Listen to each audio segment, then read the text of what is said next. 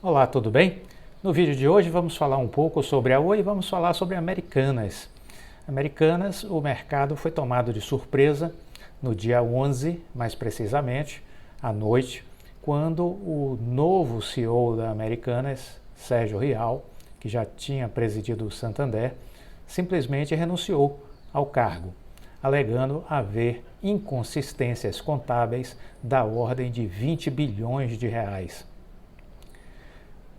O Conselho de Administração da empresa nomeou de forma interina João Guerra para os cargos de diretor-presidente e diretor de relações com os investidores. Então, o primeiro comunicado do Sérgio Rial foi nessa linha de que ele estava renunciando ao comando da empresa e alegou aí ter verificado e encontrado inconsistências contábeis da ordem de 20 bilhões de reais. E o que isso significa, né? Bom, no dia seguinte, que foi ontem, as ações derreteram na bolsa, não poderia ser de outra forma, né?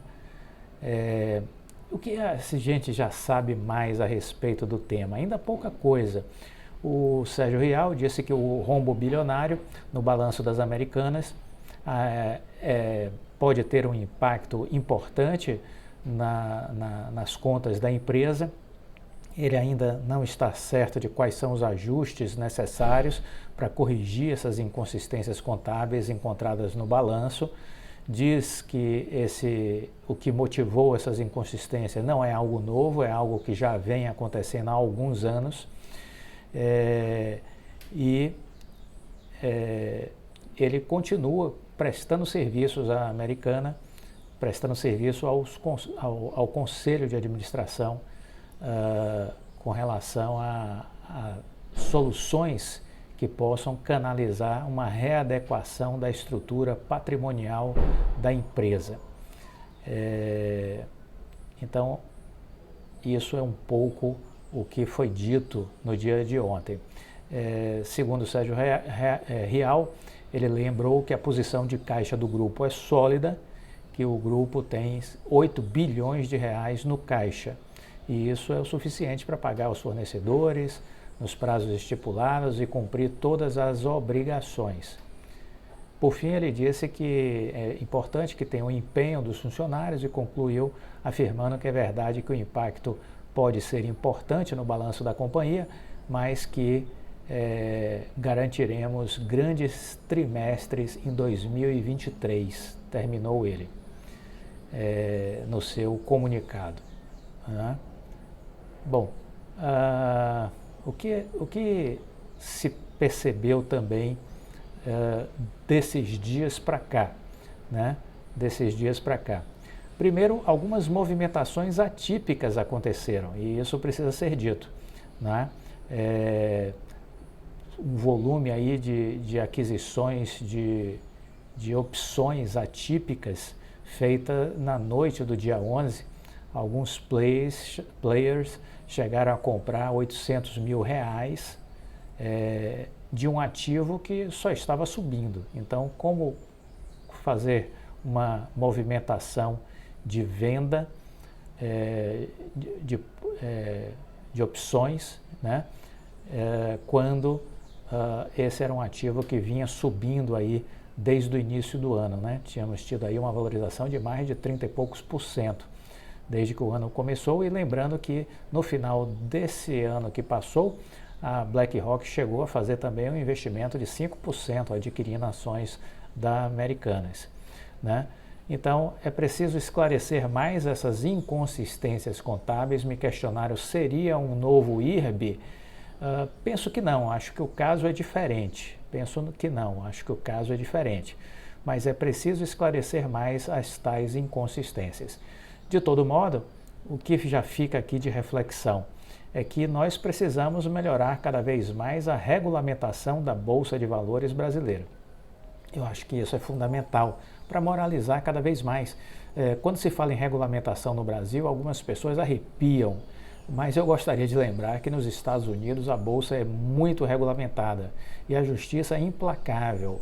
As pessoas, quando cometem deslizes que são taxados de crimes, né, contra as empresas e contra os acionistas dessas empresas, elas têm seus bens confiscados, as empresas podem até chegar a fechar, auditorias desaparecem, basta vocês estudarem o caso da Enron, né?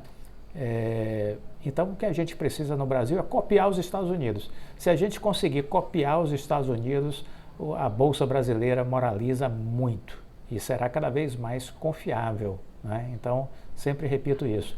Copiem os Estados Unidos, copiem os Estados Unidos. Ele é o nosso melhor estudo de caso, ele é a melhor referência, o melhor conjunto de boas práticas do mercado de ações. Então vamos copiá-los. Por que esse medo? É para manter essas coisas dúbias, essas coisas nebulosas que acontecem aqui, como essas operações que rendeu dinheiro para algumas misteriosas pessoas na noite do dia 11, isso precisa ser investigado. Uma outra notícia saiu já no dia 12, dizendo que diretores das Americanas tinham vendido 18 milhões em ações em outubro. Então, isso precisa ser apurado também, ou seja, tinha gente já sabendo que alguma coisa ia acontecer e por isso vendeu ações. O que está por trás deste movimento?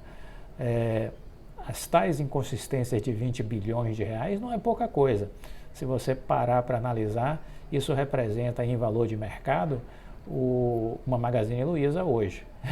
Então, isso não é pouca coisa, né? Então, é preciso que a gente avalie essas questões.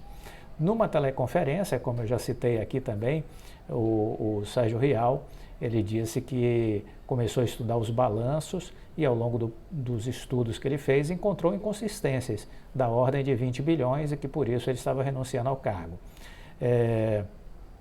Teve um analista da Empiricus Research que destacou que esses 20 bilhões estão contemplados no balanço, mas em linhas equivocadas. Esse é um analista da Empiricus Research. E aí ele disse o seguinte: ao que parece, condicionado a um estudo de 9 dias realizado pelo executivo, esses 20 bilhões não deveriam implicar em problema de liquidez imediata para a empresa, haja vista que ela possui posição de caixa de 8 bilhões, importante, e todos os compromissos estão sendo pagos. Não vemos nenhum problema de caixa ameaçando a empresa, essa é uma questão fundamental. Não vemos nenhum problema de caixa. Mas o que se pergunta é exatamente, de novo, né, o que são essas inconsistências? É isso que precisa ser melhor explicado. E aí se diz que houve aí um financiamento de fornecedores, que houve uma alocação errada de recurso dentro da estrutura de balanço da empresa. Isso é que precisa ser, vamos dizer assim, melhor esclarecido. Isso é que precisa ser melhor esclarecido. Temos que dar tempo ao tempo para ter mais informações. Ainda estamos com muito pouco, vamos dizer assim, dados, né, para a gente poder analisar. Mas basicamente, a gente tem aí uma questão de antecipação de pagamento a fornecedores. Uma estrutura que é considerada comum, essa estrutura de antecipação de pagamentos a fornecedores. Isso é uma estrutura comum em algumas empresas. E isso estava sendo registrado na conta de fornecedores e não como dívida dentro da estrutura do balanço patrimonial. Estava sendo colocado na conta de fornecedores e não como dívida dentro da estrutura do balanço patrimonial da empresa. E aí, além disso, a despesa com juros pagos aos bancos referente a essa operação vinha sendo contabilizada no balanço como um redutor da conta de fornecedores a pagar, ao invés de ser reconhecida como uma despesa financeira na demonstração de resultados. Como é que isso impacta a empresa, né? Olhando esse valor de 20 bilhões mencionados no fato relevante, isso vai ter que passar por uma reclassificação, né, na análise do balanço, e isso deve ser reconhecido como dívida bancária, a companhia tinha uma dívida bruta no terceiro TRI do ano passado de 20,8 bi. Uma outra coisa é que não há, no curto prazo, nenhum comprometimento de caixa, de curto prazo. A posição de caixa da empresa é confortável, né? E o próprio Sérgio Rial disse que a empresa deverá apresentar trimestres positivos ao longo deste ano de 2023. Uma pergunta que está sendo feita, né, se haverá necessidade de capitalização. A gente vai ter que esperar um pouco para ver se há necessidade disso, né, de uma nova rodada de capitalização da empresa. Portanto, por hora, vamos aguardar e vamos acompanhar. Esse tipo de coisa, né, não deveria acontecer no universo empresarial. As empresas precisavam ser, vamos dizer assim, melhor regulamentadas para estarem na bolsa, para que essas surpresas não acontecessem. Então, vide a história do IRB, né? Situações um pouco diferentes, mas também foi uma grande surpresa para quem acreditava que IRB era uma empresa maravilhosa, né? Então a gente precisa de mais severidade por parte dos organismos reguladores e da legislação. A gente precisa de mais severidade em proteção dos acionistas, sobretudo dos pequenos acionistas, dos nanoacionistas. Eu acho que eles precisam de mais proteção. O Brasil precisa melhorar nesse aspecto. Por falar em CVM, por falar em Bolsa, a CVM e a B3 pediram explicações à Oi sobre notícias que foram veiculadas no dia 5 de janeiro no Valor Econômico, quando disse que a Oi estava estudando um novo plano de proteção contra credores. E a CVM e a Bolsa, a B3, questionaram oficialmente e formalmente a Oi sobre este assunto. A Oi se justificou, dizendo que os fatos relevantes relacionados à matéria do Valor Econômico já haviam sido divulgados nos dias 27 de outubro e 31 de dezembro de 2022. E que, por meio daqueles comunicados, os acionistas e o mercado teriam tomado conhecimento da contratação da Moelis & Company para auxiliar em discussões e tratativas com determinados credores, visando otimizar o seu perfil de endividamento, né? É isso que a Oi está tentando, fazer uma reestruturação de dívida. Ela saiu recentemente, agora 14 de dezembro, da recuperação judicial. As cotações tiveram um ligeiro incremento, mas depois de devolver os resultados, a companhia é uma daquelas que possui mais investidores pessoas físicas, e eles estão aí numa batalha, né, que por enquanto tem sido apenas de derrota, com os grandes grupos e fundos de investimentos nacionais e internacionais que seguem operando vendidos, né, usando aí o artifício do aluguel de ações, operando vendidos, apostando na queda do valor das ações. Enquanto isso acontecer, a ação não sobe.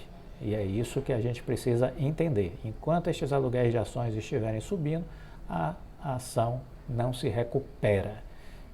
A empresa está melhor? Está. Vamos falar mais sobre isso na próxima semana. A partir desse fim de semana vamos falar mais sobre isso. Gostou do vídeo? Deixe o seu like, compartilhe com os amigos. Fique com Deus e até a próxima.